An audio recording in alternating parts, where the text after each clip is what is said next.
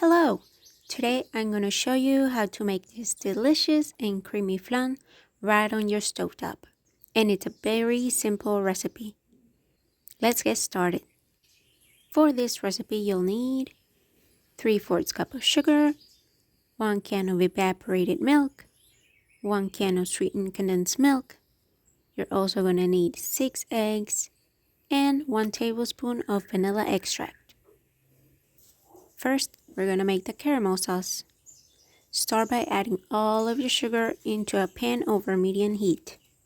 Then, using a wooden spoon or a spatula, keep stirring and do not walk away, because that's what I did. This was my second attempt. My first attempt, I got distracted and I ended up burning the sugar. A few minutes earlier. And you do not want burnt sugar, because it will make your flan taste bitter and nobody likes that. So keep an eye on your sugar, and as soon as you see that it has melted and turned into this golden caramel color, turn off your stove and pour it into your cake pan. Today I'm actually making this flan for my sister since I plan to go see her tomorrow and I thought it would be nice to bring her something. So I'm using a small 4-inch cake pan for her, and the rest of the mixture will go into a smaller mini loaf pan for me. Just swirl it around to coat the bottom evenly, then set it aside and allow it to cool. And the pan will get hot, so be careful. You can use any shape of pan you want, just remember that we will be running a spatula around it, so keep that in mind. Now let's prepare the flan mixture. In a blender or a mixing bowl, add the rest of your ingredients. That's your eggs, evaporated milk, condensed milk,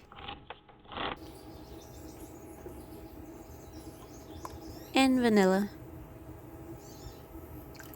Then blend for about 5 to 10 seconds or until everything is nice and mixed. Once your pan has cooled and the caramel has hardened, carefully pour in the mixture. Then we're going to cover it with foil to keep the water out.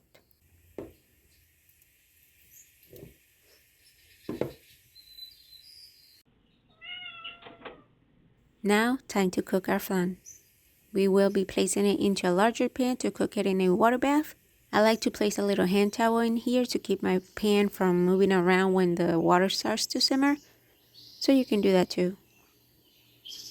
Add enough water to cover half of your flan and keep checking the water level as it cooks. If you need to add more water, make sure it's hot.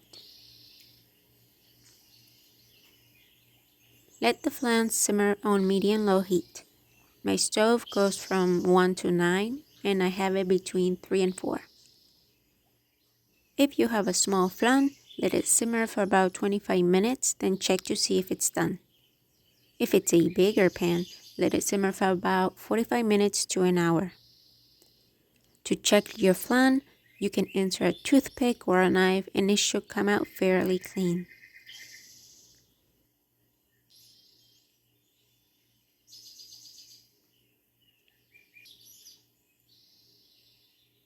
If it comes out wet like this, it means it's not done yet. You can simply put it back in the water bath and let it cook for a little longer.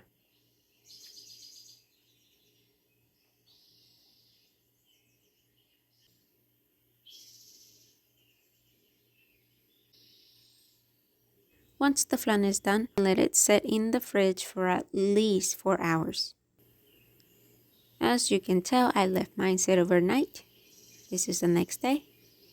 If you don't give it enough time, it could fall apart when you try to flip it, so be patient.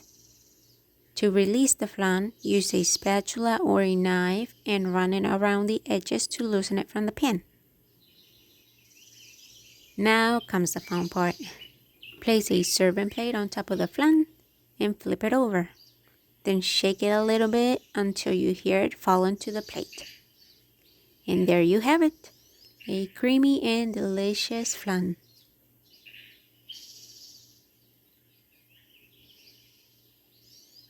Thanks for watching. If you enjoyed this video, don't forget to give it a thumbs up and subscribe. And if you gave this recipe a try, let me know how it turned out. See you next time.